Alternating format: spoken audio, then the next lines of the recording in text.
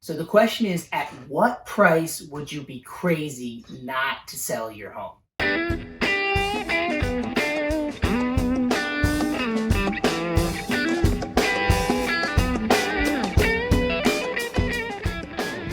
So I hear all the time in this market, man, if I could obtain that price, I'd be crazy not to sell. And the truth is, for a lot of people, you might be able to obtain that price, that stretch price that you never thought you'd be able to get, or maybe that you just didn't think you'd be able to get this soon. So, for those of you who have had that thought or asked themselves that question, I would encourage you to think about what that price is and fill out the form that we have below. And I know that the next thing that comes up is, well, what would I do if I did sell my house? Where would I go? Then I'd have to buy. And so this video, I'm going to talk to you about 3 strategies and 1 bonus strategy. So really 4 strategies for what to do about that dilemma. Do we sell, and where do we go from here? All right, so strategy number 1 is to get out there and start home shopping right away.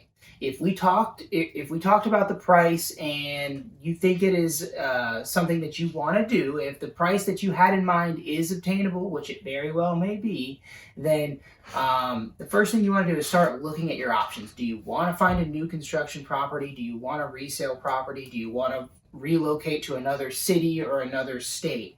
And so strategy number 1 is about helping you find that next property before we go and put your house on the market. That makes this process a little bit easier, but the thing about it is you're going to need to have that down payment available for your next property before you sell your house. So strategy number 1 is to buy first and then sell. Sometimes you could use a bridge loan, but that's a topic for another day, but it's something maybe to look into if you are interested in this option. So strategy number 2, that is to find temporary housing. Now, I know that doesn't sound exciting, but in today's day and age, there's tons of great options for temporary housing. Everything from, a short-term rental for a month or two, all the way to like a 12-month lease. Or you may even just go old school and find a family member or a friend to live with for a short time period. And the purpose of this is you can sell your house, get the proceeds, and have the cash available for your next purchase. Whether you're going to use that cash for a down payment, whether you're going to use that cash to actually pay cash for your next property, whatever it is, it will make you a stronger buyer, and it's definitely something you should consider.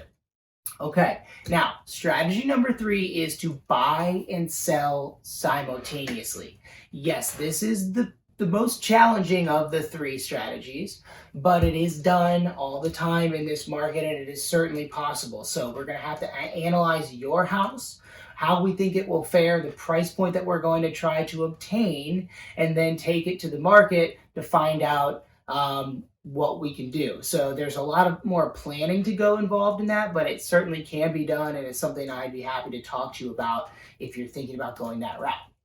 Now, I mentioned a bonus strategy. So this is strategy number 4. It is finding an off-market property. And this is also something I've had success with already so far this year. And that is that if you know where you want to live, you've identified a geographic area and a style of home, we can take that information, we can try to target and identify some off-market home sellers that maybe they will sell to you. So if you've got that criteria in mind and you think moving and obtaining your highest price is a possibility, then let's talk some details and find out what we can do to help you find that dream property. So those are your 4 strategies. If you had any thoughts of obtaining a price for your property that you think might be a little bit crazy, but maybe you can get it, go ahead and fill out the information, and we'll be in touch.